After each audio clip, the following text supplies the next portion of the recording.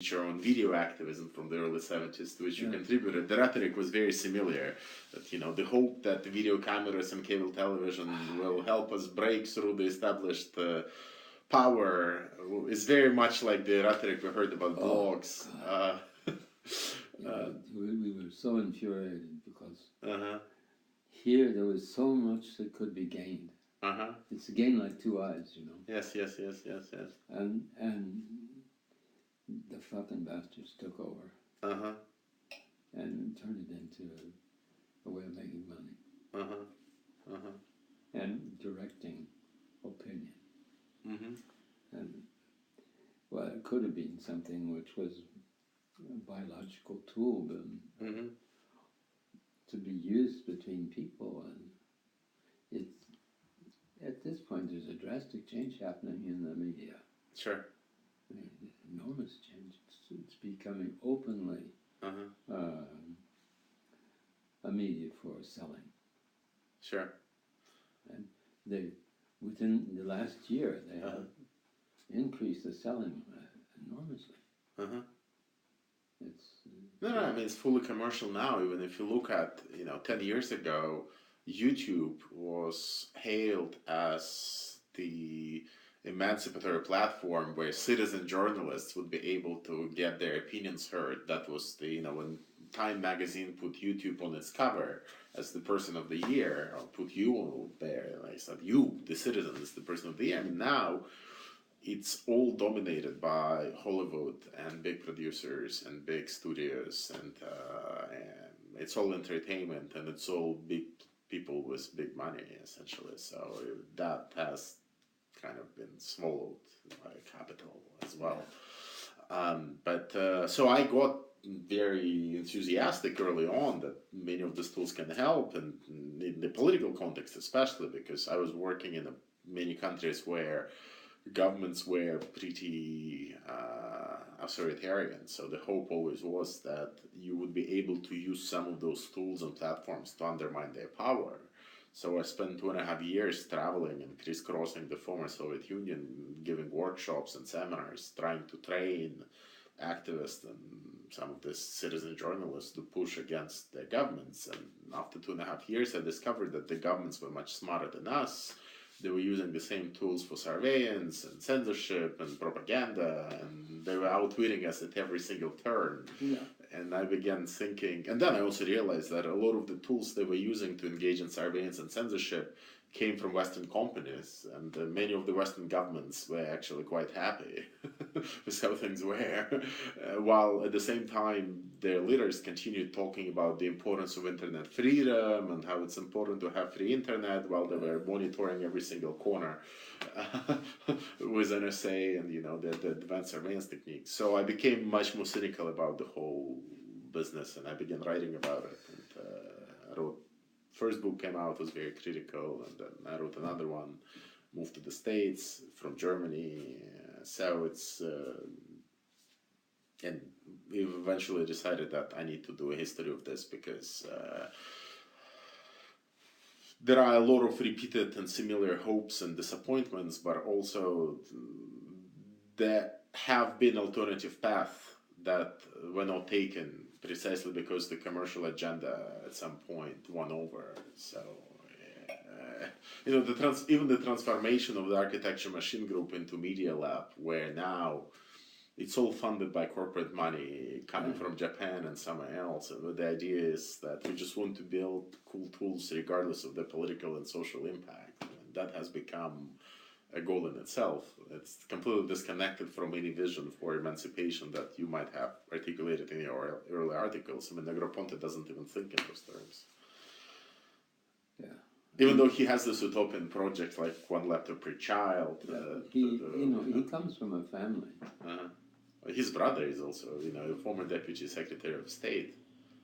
Yeah, but he comes from a wealthy Greek family who were. He grew up so that he is a very refined person, coming from an extraordinarily wealthy family, who lived in the best culture. Sure. In the terms of the money culture.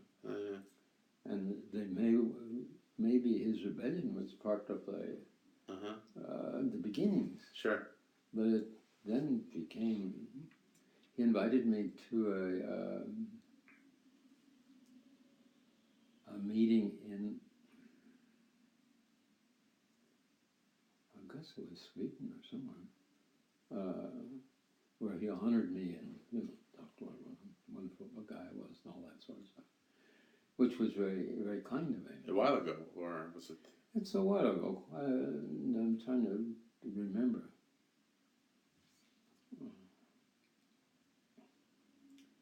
But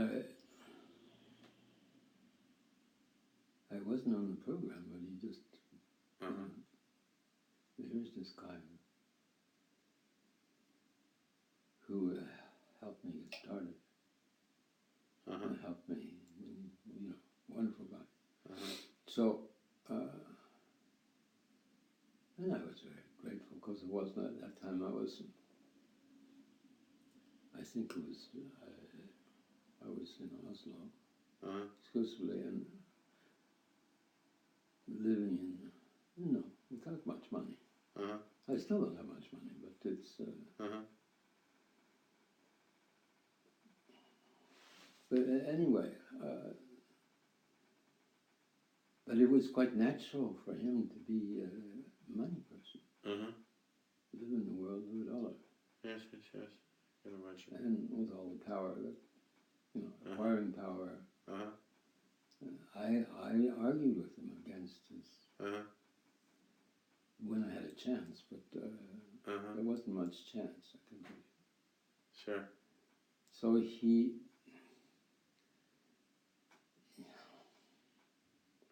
sort of found his way out of architecture with the architecture machine, with his, before I was trying to get him to involve himself with biological systems, and so he was building these systems with animals. Yeah, the Gebrils. Yeah. I know that. Yeah, and it was quite, in a way, shocking. It was so. They're behaviorists, no? Yeah. The Gebrils. Yeah, and it was so in a box. Yes. So he'd moved to the box. Yeah. And his teacher, whose name I don't remember. Leon something, no? It's the... one of the people on the staff there. he references him. I think they wrote something together. That big paper in Urban 5, whatever the name of that software was that they designed. Yeah. It wasn't software. This was one of his teachers. Anyway, he's the guy who got me into school. Because I didn't want to leave MIT. My son was stupid. But anyway. I liked MIT. But let's get back to you again. Yes. What I wanted to say was, I think you're an important person. And let me explain. I'm not complimenting. It's not my aim. I'm a teacher too. And I feel like this book of yours is a historical book, but as you did with Stafford Beers, you ended up making statements about the future. And, what he did was early, but it had to grow. Sure.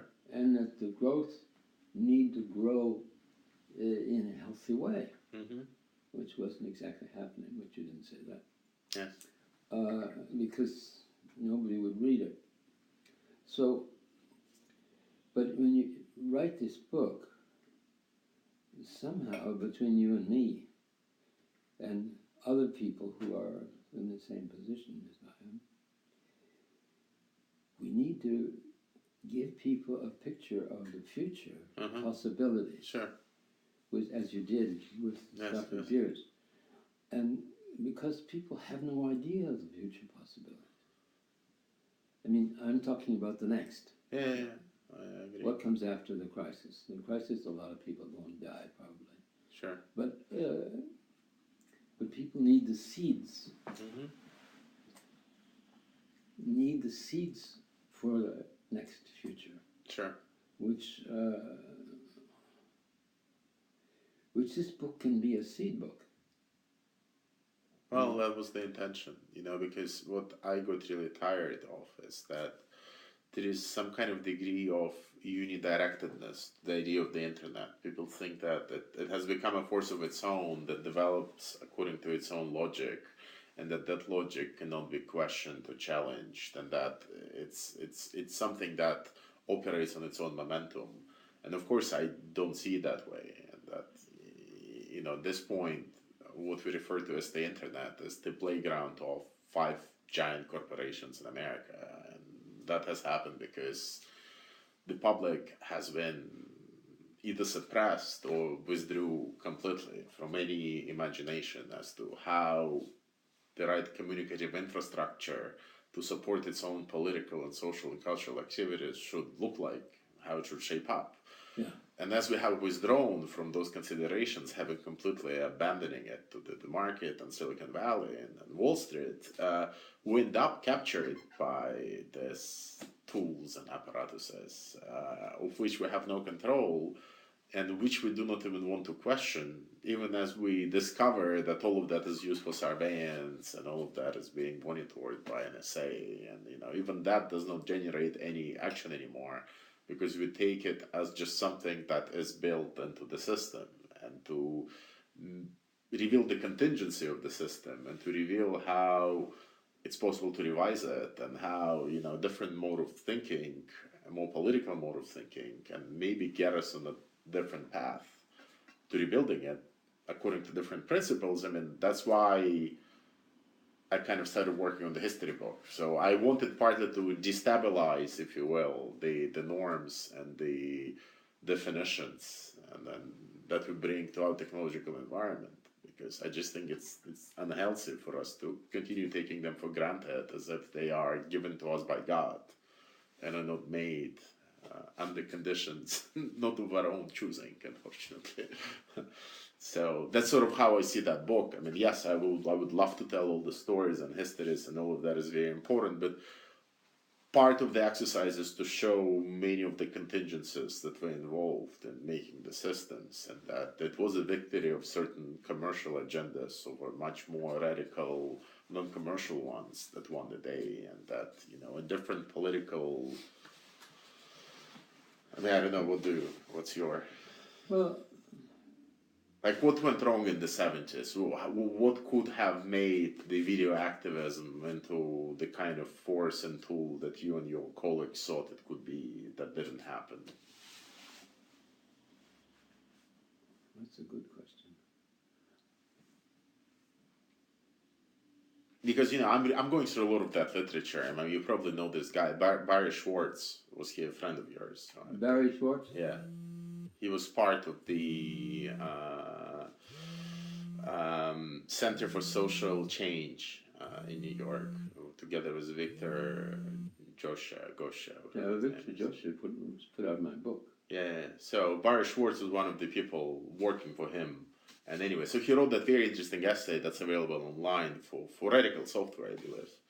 He basically made the case that, we are going around celebrating all this video activism, thinking that it's going to change the world, while in fact it's clear that the companies have already moved in, they're going to own it, and they already own the entire sort of ecosystem. And what we should have been doing was, I don't know, giving more money to pro bono lawyers who can go and defend their interest in court, and not going around celebrating some of the countercultural potential, that it was just a struggle about power, and we lost to the corporations and their lobbyists. And the problem with it is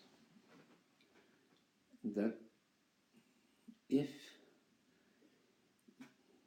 you take a positive and a negative, sure, they have a field, and that field is limited to the positive and negative, and the field itself is the problem, because the field has been narrowed down, sure, to these two, or maybe 3, but Mhm.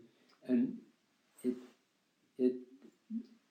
you know, the story of the 2 guys who decide they're going to run this country. One's going to be the bad guy, one's the good guy. Sure.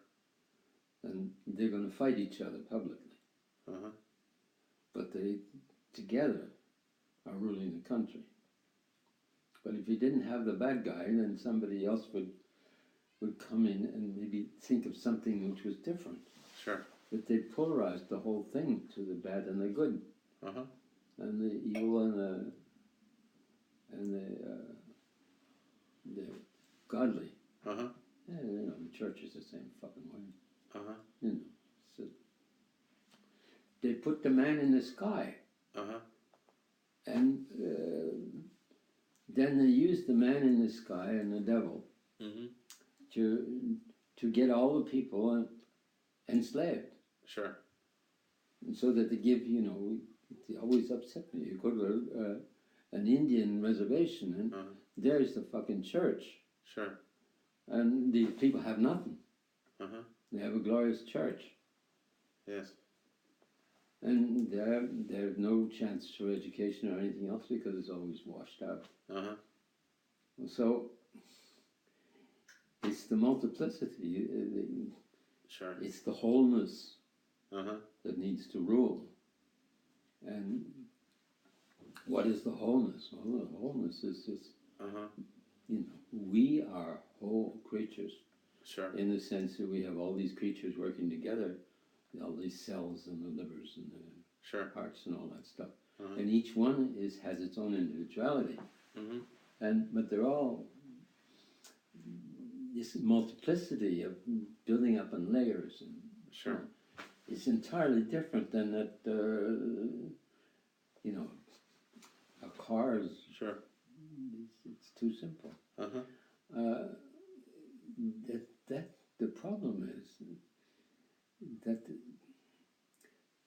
people can understand the biological reality. But then when you start to say, okay,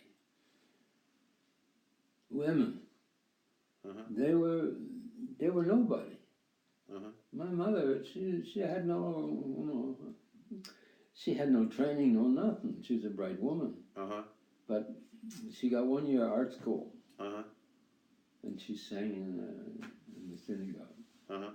And but no, the biological reality is so important. Sure. And it's instead of it's all bricks and mortar. You put that brick there and that brick there and that brick there, and then you say, now we've got a house. I tried to, you know, work with soft membranes. Yes, this is where. Yeah, because there at least you have the capacity to move and to create something that isn't, you know, by the time one of the projects I did was this octopus, which I have material on. And the octopus has these arms that can move. So there's Rita Westwick and I, you perhaps will get to know her. What's the name? Rita Westwick. We built this octopus, an interactive octopus. So the kids could play with the 2 legs that really were electronic. And so if the kid would sit on it, the octopus would make some sort of sound and move. And the legs were 3 tubes. And if you put more pressure in sections, actually 3 sections or so, you put more pressure on, here's 3 tubes, and we have a pump. Sure. And we can pump into tube 1, 2, 3. And these tubes are corrugated. You can imagine that. So that they can be longer or shorter, depending on how much pressure is there. Well, if you put a lot of pressure on one of the tubes and less on the others, then it turns that way. And you could keep changing which way this legs are twisting. And you built it in the late 60s, or what's the time period that I'm around? no, it's later than that. Later, already when you moved here, or Yeah. okay.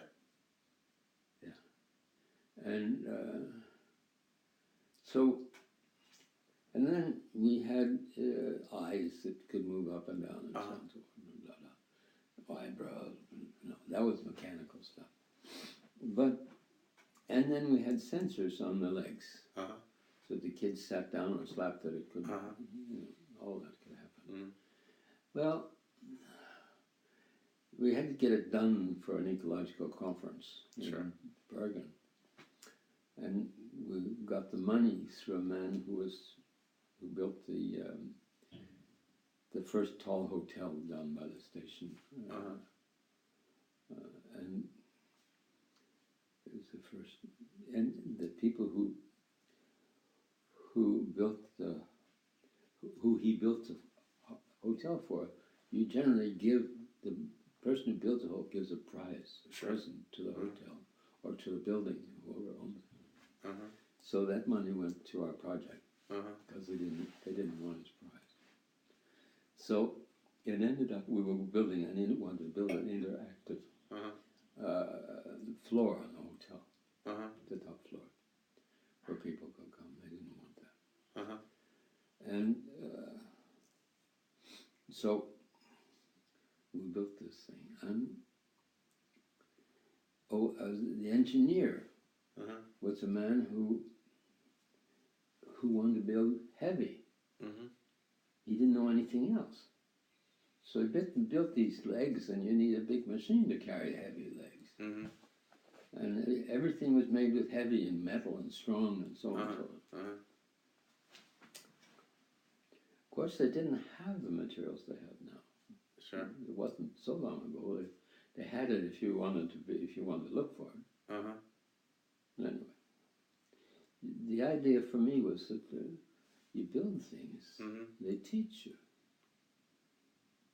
Anyway, let's go back to your story, because it's interesting. Because what I'm saying to you is that the problem with people who are radicals, which I'm one, is that the people we're fighting against get us cornered into being against them. And then we've lost our power. So then they become the leaders because they've set up the field such a way that if you fight them, you have to kill them or do something extraordinary and destructive in order to get rid of them. And doing the destruction, it destroys what you're doing. Sure. You follow me? Yeah, I do.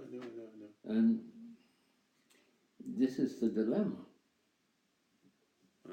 How do you do things in such a way that you do what you did in that book about Stafford Beers? Sure. You get people involved, and the plus minus.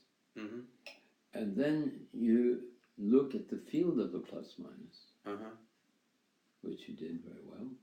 And then you go to something which is not really the plus minus anymore. It's beyond the plus minus. Yes. And the truth of the matter is that we have to somehow find a way to do that now, so that we plant those seeds. Yes. Well, I mean, I started this obviously with concerns about the future and the present, and this is where my historical interest comes from. It's all motivated by the questions that I have now. I mean, in part because I've been working on real issues, traveling and doing, and working. I also did a lot of work for George Soros and Open Society Institute. I don't know if you know them. Soros is one of the leading philanthropists, so he spends a lot of money on various projects. So I advised them for 4 years, and I also got to know the problems with philanthropy and with foundations. But so a lot of my concerns about where we're headed do come from some kind of real world. So my Yeah. historical project builds on them. It's an answer to. It's not just history for history's own sake, right? So in that sense, we'll see. Yeah, well, that's why we sit here together because I recognize that. I mean, it's quite clear in what you write that you're past the position of being the anti something or another.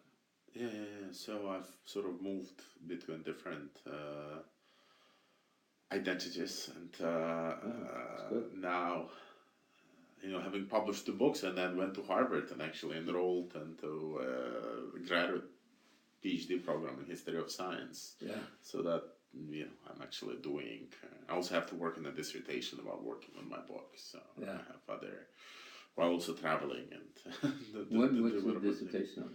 Well, the dissertation actually, I'm trying to map the emergence of cyberspace as a concept. And why do we think about the internet as space? In the 1990s, that was the primary metaphor. If you go and actually look at the documents and debate and magazines and newspapers, it's the dominant metaphor. In the 1990s, there are more books and articles mentioning the word cyberspace when they want to talk about all of these emerging changes than there are articles mentioning the internet. So between 92 and 97, the spatial metaphor dominated all other ones. Sometime in the year 2002, it disappears. So the internet becomes the primary way of talking about what's happening.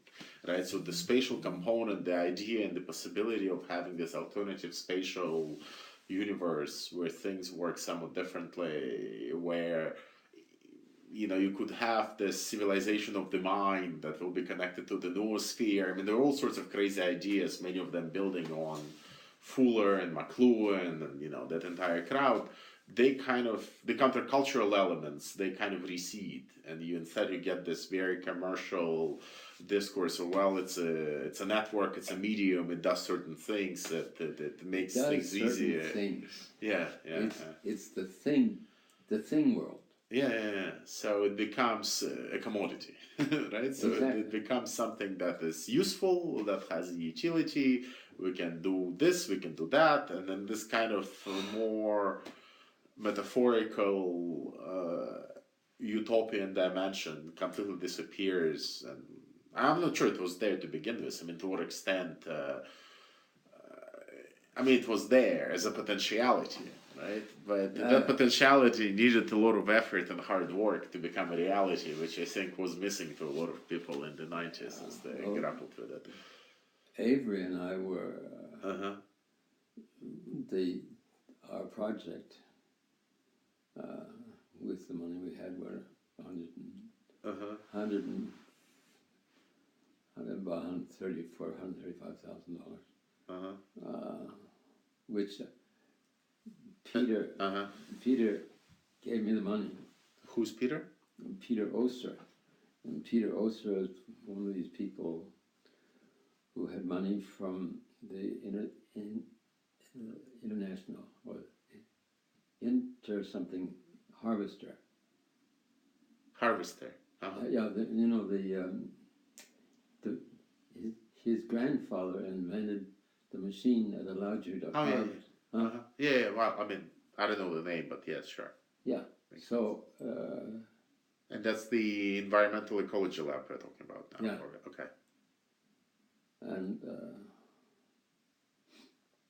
so he gave me the money for the ecology lab, environmental ecology lab, and we did our best to make it work. And you can see it in the movies, the best way to see it. The movie is German television. I've ordered a copy, and they found it in the archives, so they should send me a copy in 2 weeks. With the English? I don't know what it is in English, but I speak German, so I'll be fine. Yeah, but the German isn't the same. It's English has. They dubbed it, or? I think they dubbed it. Well, you'll see when you get it. I have a copy too, but there's an English version that they had first. So that's the one that you really want to see. I'll ask them, maybe they'll get the English one. Yeah, and but our laboratory was at Yale was sort of involved with holistic thinking, and I'm completely involved with it. Sure. It's my life, and so we need the gang of us to really talk together about it. Sure. Because there's not enough. They managed to give us a little space, perhaps. Sure. But it's mostly completely dominated by the things. Yes. Thingness world. And relational world is also the relation between things. And it's there's consultants wandering around and sure, pitching their expertise to problems that don't exist. Yes. Yeah, all that. And you got to know Avery Johnson through McCulloch, or how was your initial contact? McCulloch said, I want Avery to work with you. And he was his student, or Avery? No, Avery was a guy who had worked on artificial limbs. Yes. And he was close to. He hadn't been one of his students, no, because ordinarily they were genius mathematicians and or people related to the technical. So you met Walter Pitts while he was living at McCulloch. So I think I met him once. And he is a shy guy, but I didn't know much about him. Maybe historically, maybe you know this. I mean, do you know the reason why McCulloch and Wiener split up? Yeah, I know.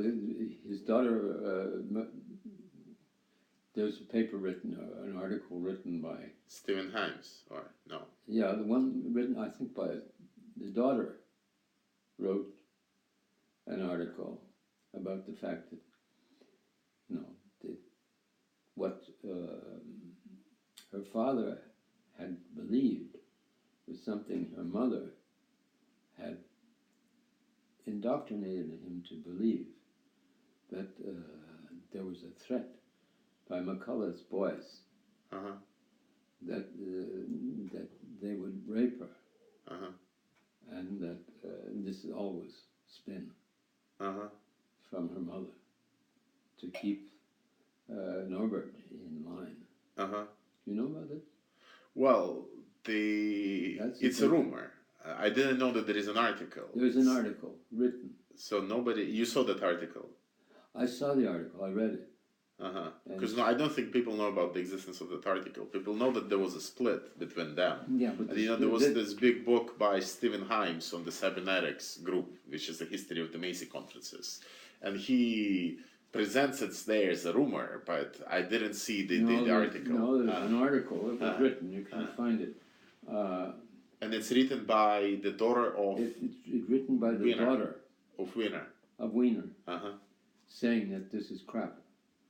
That her mother really, in order to hold Norbert in her control, and because to her, Warren McCulloch was a danger to young girls and to not Warren Warren was a character. I mean, he would make up to my wife, and it put me in a terrible position of where I'd tell him, stamp out of the house, and but he was playing, he liked to play, and Rook didn't give a damn, and she knew that he was not. I don't think he ever was really terribly involved with screwing anybody, but it's important to get that article. Yeah, no, I'll look for it. And it appeared somewhere in the Boston Press or in National? No, it was an article.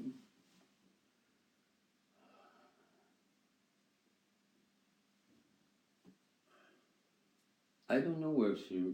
Oh, anyway, I'll look for it because that's a story that is people keep sort of the rumors go on, but there was no definitive this statement is exactly either way. she wrote me. She said, "I'm taking responsibility." And you met Winner ever or no? Hmm? Did you ever meet Winner? I met him once, Uh-huh. and when I was a psychiatrist, I was actually as a psychiatrist. I was at this Worcester State Hospital, and in Boston, or where is it? in Boston, or Worcester. My clinic where I worked was in Worcester. Yeah, sure. And I hated the state hospital because it was a terrible place. They had people there who got lost, and you read their sick journal, and each new director changed because the director liked that diagnosis or that diagnosis, but the people had no life left. Sure. Because there was no outside anymore, and there was a prison. Sure. And I wanted to leave, and they wanted me to give young people shock therapy. And Winner, how did he come into it? Well, he gave his lecture at the, as I recall, at the state hospital. But maybe it had to do. There was a Worcester Foundation too, which was doing very advanced work. Sure. And how did you get to know McLuhan? Was it through Edward Hall, or was it through Edward Hall, McLuhan? What was your connection to McLuhan? No, I don't know. I probably read something of his, and then went to seminars and used to hang out there. But you knew him personally, or how was your relationship with him? We went to. We didn't. It was a personal relationship, yeah. It was, he liked me, I liked him. And we talked together, but very difficult to talk to Marshall McLuhan. Because he just liked to talk. He liked or disliked? He liked to talk. And I liked to listen to what he had to say. I was happy that he talked. But he wasn't the guy who was listening. He was a guy who was. Warren, on the other hand, was a guy who liked to talk too. You could have a conversation with him easy enough. But what was beautiful about him was if you asked him a question, he wouldn't answer it.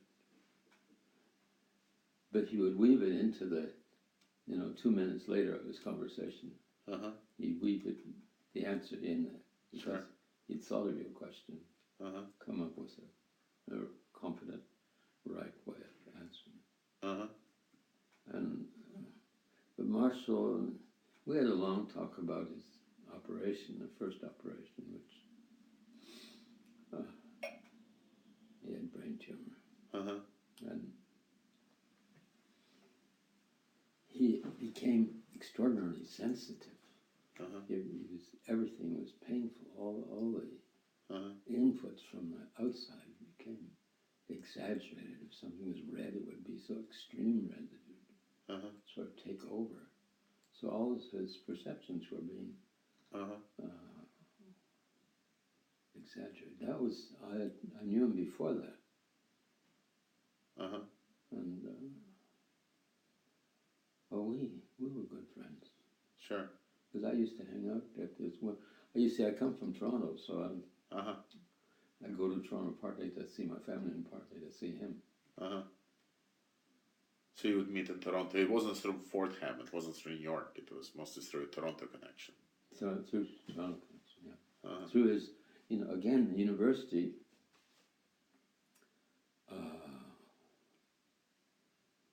The university didn't like him. And they wanted to move him out but they ended up putting him in this stable, which was they fitted as offices, and so he had his regular classes and people who, but most of the classes were people who came to hear him and were his admirers. Did he make much of your work on senses and perception and blind, or? Yeah, but he didn't. He was. You wouldn't be able to tell right away that he was. But he was involved with it. He was interested. Give the feeling that this was important stuff, which was on his line. I mean, there are letters between you and him in his archive in Toronto. I didn't have the chance to check them yet, but I just don't know what they're about. I don't think there's much writing. I think there's most. I think of it. I have. You know Maturana? Do I know much? Maturana. Oh yeah, sure. Yeah. Well, I have. You corresponded with him.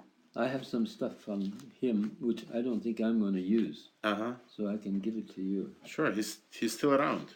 No, I don't know about He is. He's still alive. He's okay. 84, 85. No, I have to find it.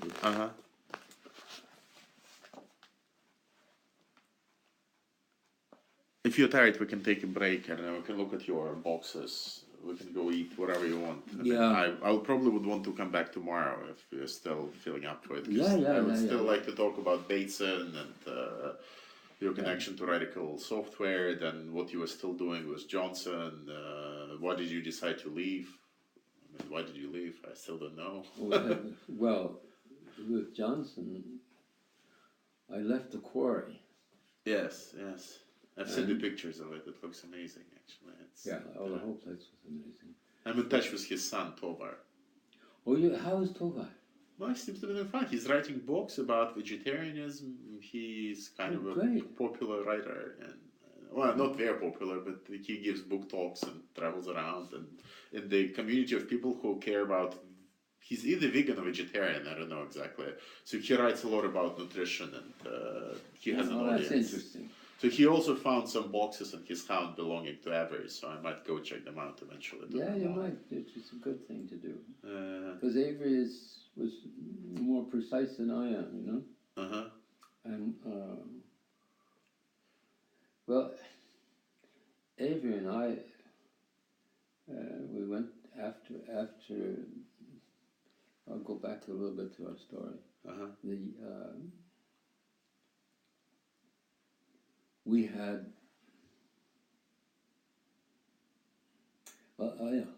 so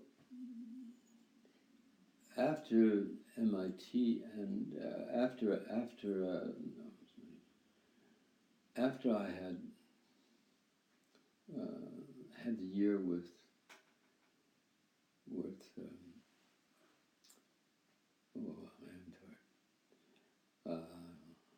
Warren. Then I managed to get the job as directing a school for the kids. Kids who had were obviously intelligent, but were not doing anything in the school at all. Mostly because they're too smart. Sure. And so at that time, I think it was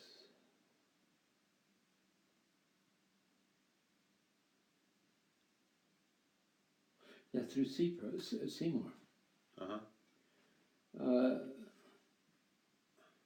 I was going to Europe, and he said, "Why, you should see my friend Peter Oser." And I went to see Peter, and I talked about all these. Well, actually, first I got slightly drunk when we were to be together. So in those days, I was more shy than I am now. And I told him my vision of a laboratory which would be studying cybernetics and at the level of interaction. So I don't want it up here. I was partly up there anyway, but I wanted to move to, you know, my hands. And so I described the salary. He says, well, he says, I give you 125,000. It ended up on more than that, but anyway, $1,000. You tell me what you want to do, and we'll do it. And I didn't believe him, of course. But then he said, I'll come in the fall. And in the fall he came, and he said, well, let's do it. So, you know, poor George boy. So it was very funny, and so we set up this laboratory. You'll see and we had our computers, an analog and a digital computer. You'll see in the pictures. You have your computer with you? I have. But it probably doesn't have a DVD. Is it? No, it doesn't have DVD. Even if I had it, I left it at the hotel. But it doesn't have the DVD thing. No. Do you have a DVD thing? No, I don't have it here with me. But this is where the pictures are. Yeah, they're on. The pictures are on a DVD at this point. So I can get one tomorrow. I can try to get one. I'll get one tomorrow. But particularly if you have enough time, because I can talk about that. Sure. While we're showing it, I'll just stop it and. No. I'll make sure I get one tomorrow. Okay. It shouldn't be. In the worst case, I'll just go buy a DVD drive. It's not a big deal. Yeah. There must be a shop somewhere where they sell them. I don't have any television either. No, but I have a computer, so I have a laptop. So a laptop and a then DVD fine. drive. That's fine. We should be fine. And so yeah. So then yeah, I'm tired. So let's sure. Let's take a break. I'll go to the bathroom really quick, and then I don't know. Maybe I can. Yeah, if you want to look through, you can see what some of the things here. Yeah, I mean some of them. I guess I can. I put these here in particular because a guy had this Flux magazine. Yes, I can take pictures of some of them if it's not a lot of. If it's just your article or two in them in English or in Norwegian, I can take a picture. No, it's they're always English. I wrote Warren's Corner. And like today's truth is tomorrow's illusion. What does Gaia want? What does Gaia want is a question that in some seems impossible to answer using ordinary linear logic, because it's a living question. So on. And this one. So I'll take pictures of those for my records. No, I've got about 2 years, two years worth, and each month. So wow, it's a lot. But question whether how much you want to take. And it's on the bottom of these. The Fasta Spalta. I had every month I had my place. So I'll look through. So you can find. Sure. Look at here. It says that, and then it says 61 biologic. Yeah, sure. 61. It's interesting. And I took to that. What happened? Just to tell you the story. Was I came here on Tuesday. To see the dentist and to do head appointments, and then I had today, and I had yesterday was free, and so I thought I had enough time to go through my things. Well, then it turned out that the boxes with my things, these boxes, had disappeared completely. Oh, you found it. And I didn't find it. And so my son, the photographer, came and he said, well, look anyway. He got up 5 in the morning, but he said, we'll find it. So we found it. Oh, where were they? They were under the desk. You see, what's happened is that my son moved Uh-huh. and got married and so on and so forth. And then Cohen's son moved out from his girlfriend, and all this stuff got piled on top of everything. And so, and then we got a very fine chef and his woman are living here primarily. So it's not empty while we're away. And this is used for as a place where they give seminars on food, raw food. And my wife is involved with the raw food too. She's a specialist in the fermented food, the fermented food guru. Sure. And so I'm amazed that Avery's son is involved with that. Yeah. So I have his email if you want. I can put you in touch. I have his details, contact details if you. Yeah, I'd like that. Well, what happened actually was between him and me. I'll just tell that story. And I left my wife, but we didn't get divorced right away. And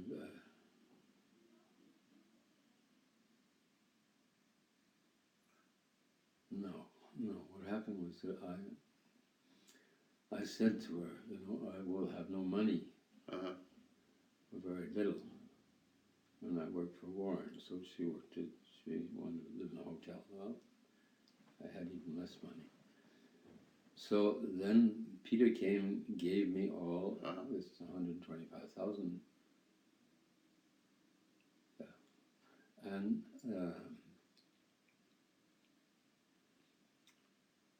made as a stipulation that I do not get paid anything out of that. Of course, that was impossible. I had some money saved up, so I said, look,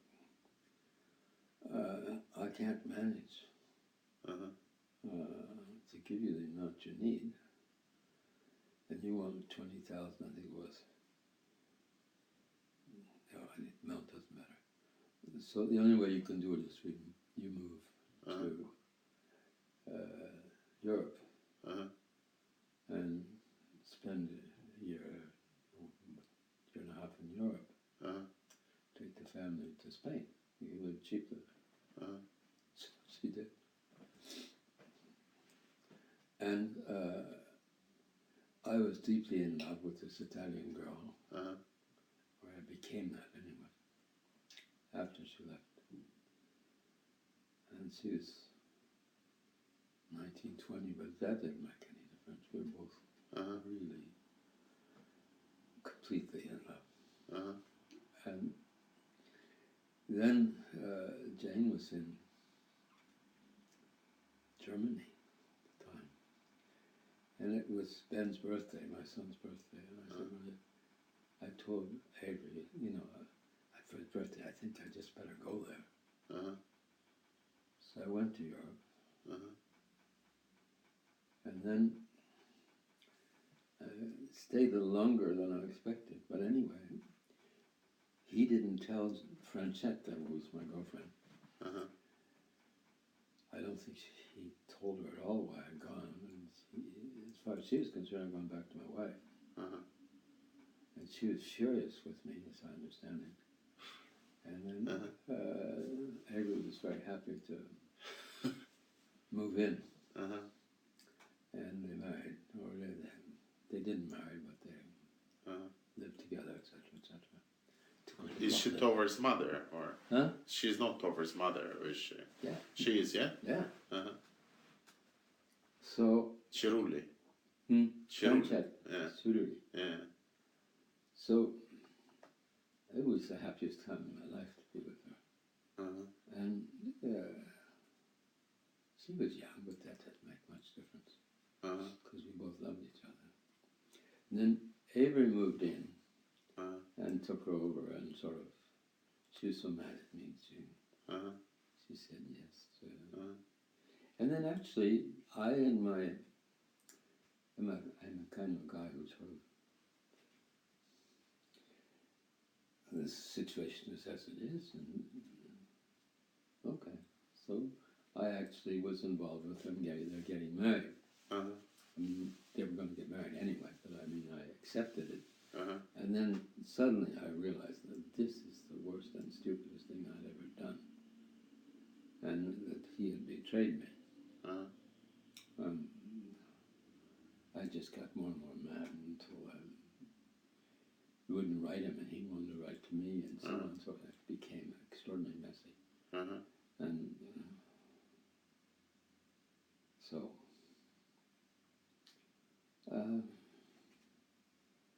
and he sent nasty letters to me, and I mostly didn't answer. But anyway, did you reconcile eventually? Or no, no, no, we didn't. And he was a guy who we had fun with. You know, he was welcome. We had fun. He had a biplane from the German times, and he would fly me. We went up flying sometimes together, and you know, two cockpits, one behind the other, and all, landing on the ground and making, having fun, neighbors and so on, landing on the field. So we were quite close, and